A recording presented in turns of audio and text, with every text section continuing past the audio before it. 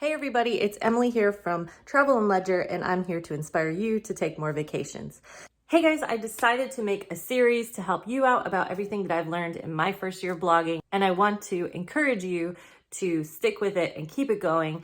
Lucky vibes only, because I have had such a great first year blogging. My mind is still blown from that past clip. Guys, it's crazy. I'm already at 1,000 watch hours. Do you know how many hours that's a lot of time? So this is going to be part one of the series. I just had to share what I've learned over this past year and what I think you could use to implement into your channel as a beginner YouTuber.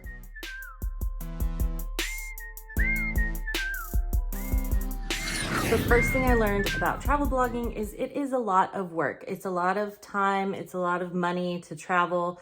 For anybody else who thinks that it's a get rich quick scheme, or, they fall into this, get 1,000 subscribers in a day. It's possible, but it takes a lot of work, and there's a lot of backstory that they don't tell you when they're just telling you, hey, look at my stats, look at my stats. Focus on making sure you even like doing this. Do you like making blog posts every month? Do you like writing all the time? Because I write all the time, all the time. I'm always taking pictures. I'm always taking videos. Don't get me wrong. I enjoy my vacation, but when I see something, I'm going to document it. It takes me maybe 10 seconds, and then I'm going to come right back. But I can totally click off and I go into that oh my gosh, everybody has to see this, and I'll film the whole thing. That's the other thing. People are looking at you. They're like, what are you filming? What are you looking at? And they interrupt your video, especially if you're talking to yourself and you're like, and here we have and then some guy walks behind you and he's like, yo girl. And you're like, So there's a lot of things that happen while you're blogging or while you're taking video and all these things while you're traveling that maybe it's not for you. Maybe you're just not into it after a while, and maybe you do it for 3 months and you're over it. So I think it's really important to put in that first year to really experiment, because maybe the vlogging part isn't so much for you, but now we live in this awesome world where there's B-roll available everywhere. You can Google, footage of this spot, for example, and you can find somewhere like pexels.com that has footage of it that you're allowed to use in your videos. So you don't even have to show your face anymore in videos. So when I first started, I experimented with a lot of things. I also had a different name. My name originally was Emily's Palm Tree. That's why you'll see it still scattered around here and there. What I ran into was people were like, Emily's Palm Tree? Is that your last name? And I was like, no, it's my palm tree. I'm in the shade of my vacation. I'm chilling on vacation. People just didn't get it. So I decided to go a different route, because since I'm a writer and I travel, I went ahead and combined those two into TravelAndLedger. So it's really important to experiment and see what it is that works with you. People are moving more and more into, they want to see what your life is like. They want to see videos. They want to see these clips of things going on. It's not so much here's a pretty picture. This is the importance of finding your tribe, as they say, or finding your flow, or whatever you want to call it. For example, say you're really into Drake, right? Now they're listening to the album and all of a sudden they're singing opera. And you're like, what happened to the beats? What happened to the music that I came here for? I wanted to shake it. And now I'm you're singing opera? How does that connect? And then automatically you disconnect, you click off, and you're on to another artist. The second thing that I learned was it's a lot of technical stuff. For example, Instagram, you have to post a post. You have Instagram Reels, which is a different size. You have IGTV, which is a different size. You have Pinterest, which is a different size and format. You have YouTube, which is video, which is horizontal, which is a totally different. And if you don't realize that at the time, maybe you're making content and you're like, oh shoot, I forgot to redo it this way or redo it that way. I had found the hack of Canva. So Canva really helped me, because they actually have a resize option with their paid subscription, and it's not that much money, and it saves you so much time. It saves you so much time, where before I was filming it in this size, filming it in that size, filming it in this size, taking a picture this size, taking a picture that size. I was doing all this extra work, so I really learned the importance of having time-saving tools like Canva to help you out. It was the same with my website. Here's the reality, guys. I started my website and I canceled it. I straight up canceled the subscription because I was like, I don't understand what I'm doing. And I didn't understand it. I signed up for Bluehost, didn't understand how it worked. It was all coding at the time. I just was lost, and I was really mad at the people who said, oh, Bluehost is so easy, blah, blah, blah, because they didn't slide in the other factor that Bluehost allows you to have different plugins.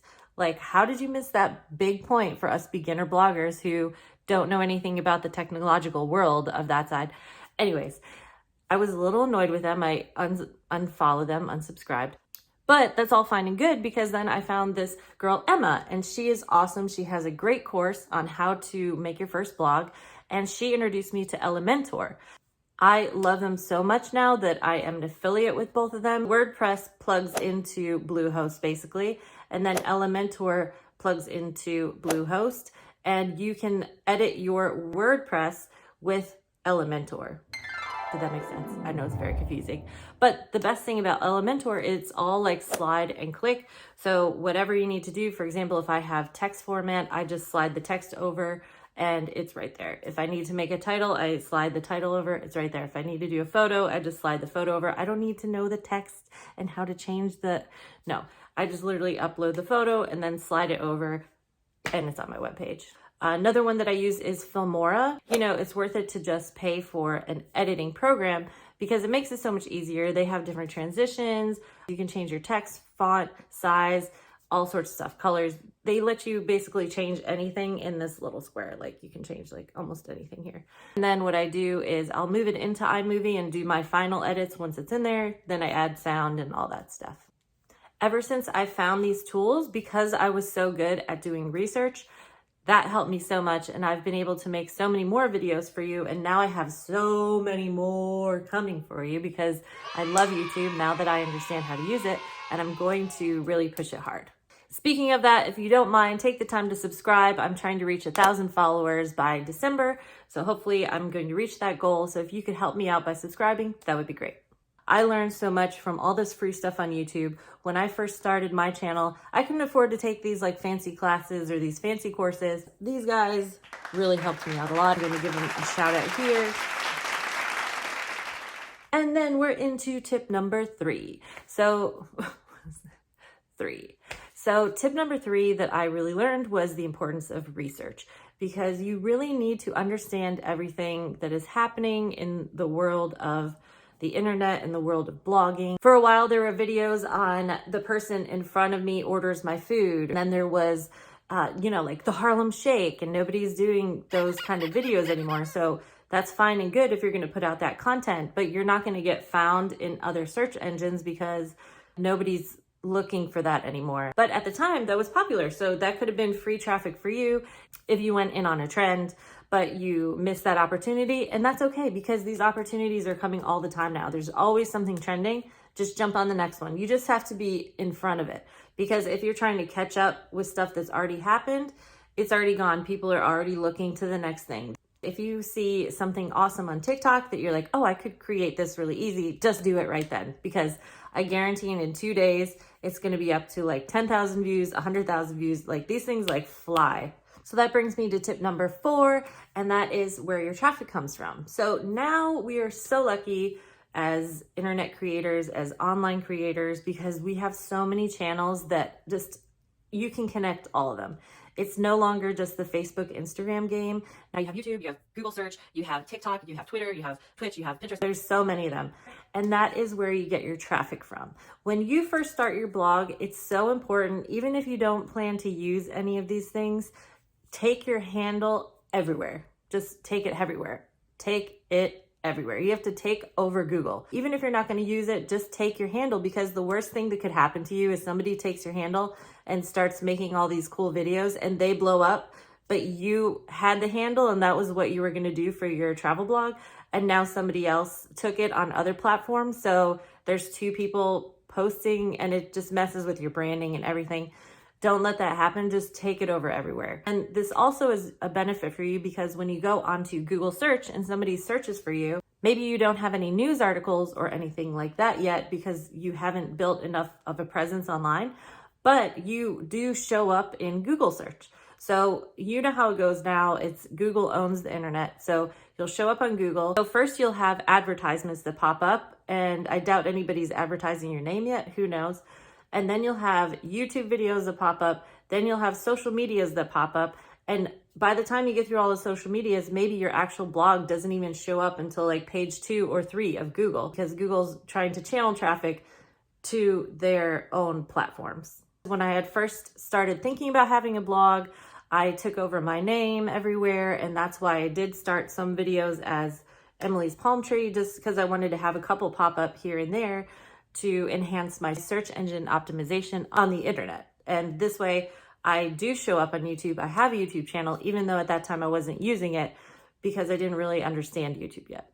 Tip number 5, I did learn a lot of monetization tactics. Yes, you have affiliate marketing, AdSense, all this stuff. But when I first started, I thought it's just AdSense or it. I didn't realize that there's other different platforms that also offer advertisement on your blog. And you could also have affiliates and make an affiliate commercial on your blog. You should be making your own commercials, like period. Like, why are you making a commercial for something that you're not even getting paid for? Like, you should have something that connects to something. So if you have an affiliate, make a commercial for your affiliate and put it on your blog. Because if somebody's going to click off your blog, why shouldn't you be getting that percentage instead of just like 25 cents or whatever the AdSense is per click? Because you could be getting big money if you do it right. Also, I have someone who I've been using their music. His name's Impurse, by the way.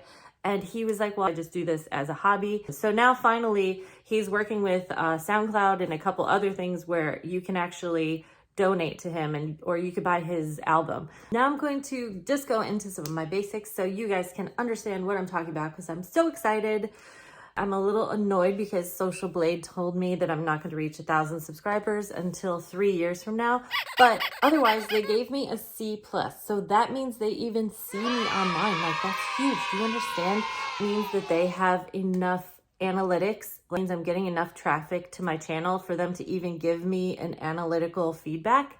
Like, I made it on Social Blade. I am so excited. And it's a C+. It's not even an F or anything. Like, I'm actually doing what I'm supposed to be doing. I'm not better than everybody and I'm not below everybody, but I am right on track. I think a C is a great grade to have. I'm very excited that they even see me in general. Another achievement I got is 33 subscribers to my channel. I can't believe it. For the longest time, I didn't even have one. Well, I had like my sister and my cousin, which thanks guys for watching. Appreciate you.